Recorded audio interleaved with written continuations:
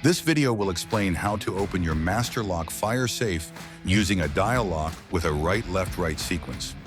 Follow these simple steps and your safe will be open before you know it. Ready? Here we go. To operate your safe for the first time, you may need to remove the shipping screw located on the inside of the door. To open your safe, make sure the handle is positioned upward in the horizontal position, then locate the owner's manual. Your 3-number combination will be found on the back. This safe is set to 54, 25, 93. Start with the dial set to 0. From 0, rotate the dial clockwise past the first number in your combination 2 times, stopping on the number the 3rd time. Next, rotate the dial counterclockwise past the 2nd number in your combination once, stopping on the number the 2nd time. Then, rotate the dial clockwise directly to the 3rd number in your combination.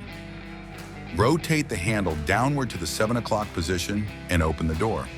Be sure to test your combination several times with the door in the open position prior to closing and locking your safe.